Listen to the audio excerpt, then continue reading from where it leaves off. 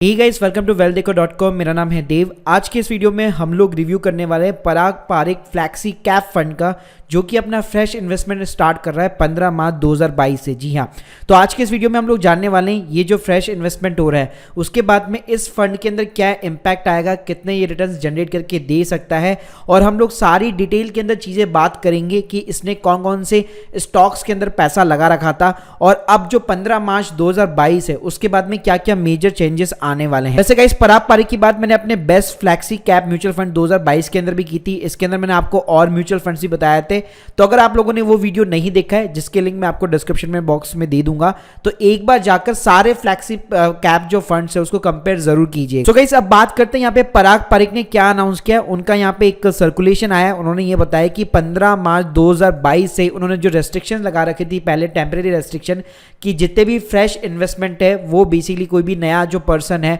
वो उनके फंड के अंदर इन्वेस्ट नहीं कर सकता, तो वो 15 मार्च से यहाँ पे स्टार्ट कर सकता है। बाकी जैसे पुरानी जिनकी एसआईपी चल रही थी वो तो कंटिन्यू पहले भी रह रही थी और अभी भी रहेगी। अब इस बात करते ही इन्होंने ये कहा है कि जो सेबी ने रेस्ट्रिक्शन लगा रखी थी कि आप ओवरसीज मार्केट के अंदर इन्वेस्ट नहीं कर सकते, वो अभी भी है, उसके अंदर कोई चेंजेस नहीं हुआ है। तो इससे इन्होंने क्या किया कि इनके जो फंड है उसके फंडामेंटल के अंदर कोई भी चेंजेस नहीं है, लेकिन अब ये जो नया फ्रेश इनफ्लो आएगा, इनके पास में जो नया पैसा आएगा वो अल्टीमेटली सिर्फ और सिर्फ डोमेस्टिक स्टॉक्स को खरीदने के अंदर लगाएंगे। मतलब जो भी फॉरेन इक्विटीज थे उसके अंदर वापस एडिशनल इन्वेस्टमेंट नहीं करेंगे।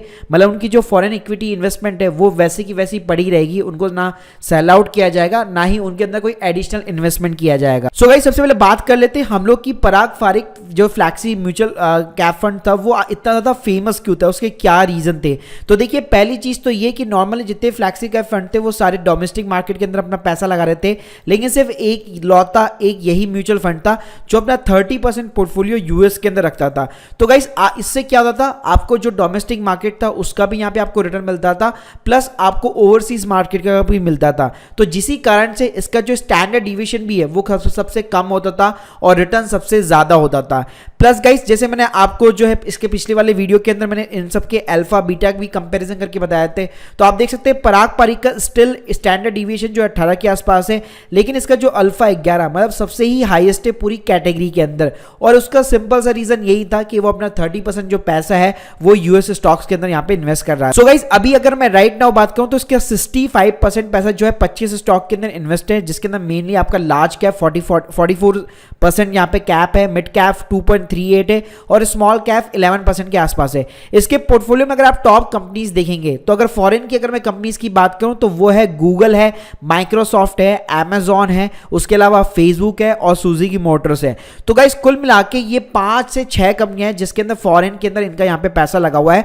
बाकी आप कंपनियां देखेंगे तो सारी की सारी इंडियन की डोमेस्टिक जो है टॉप 25 कंपनीज है। तो गाइस, अब बात करते हैं कि ये जो फ्रेश इन्वेस्टमेंट होने जा रहा है 15 मार्च के बाद में, मान लीजिए कोई भी ऐसे नया इन्वेस्टर अगर यहाँ पे इन्वेस्ट करता है तो वो यहाँ पे क्या चेंजेस एक्सेप्ट कर सकता है। तो गाइस देखिए, जैसे कंपनी ने यहाँ पे स्टेटमेंट दिया है कि हम लोग जो भी फ्रेश इन्वेस्टमेंट है वो बेसिकली फॉरेन स्टॉक के अंदर तो इन्वेस्ट करने वाले नहीं है। इसका मतलब है वो सिंपली एग्जिस्टिंग जो भी डोमेस्टिक स्टॉक चल रहे उसी के अंदर एडिशनल यहाँ पे इनफ्लो करेंगे।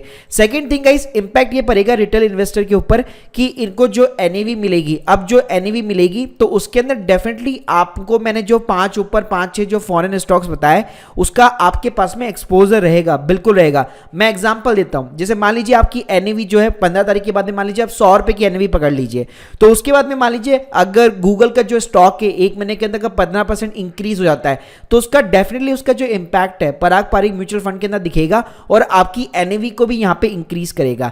तो गाइस, इनका सिंपल सा मतलब ये है कि आप जो एडिशनल पैसा दे रहे हैं वो सिंपली घुमा फिरा के केवल डोमेस्टिक मार्केट में लगेगा, लेकिन जो फॉरेन इक्विटीज इनके पास में पड़ी हुई है वो वैसी की वैसी रहेगी, उसके ऊपर डेफिनेटली जो रिटर्न मिलेगा वो इंपैक्ट करेगा यहाँ पे इस म्यूचुअल फंड को। तो गाइस, आप कह सकते हैं कि आपका जो बेसिकली जो फॉरेन इक्विटी के अंदर जो इनका इन्वेस्टमेंट है वो आपको लॉन्ग टर्म में डेफिनेटली यहाँ पे बेनिफिट देने वाला है। गाइस, हो सकता है कि पहले इसने जो रिटर्न्स निकाल के दिए उसमें डेफिनेटली यहाँ पे इंपैक्ट हो, क्योंकि ये नया पैसा कोई भी यहाँ पे डालेंगे नहीं।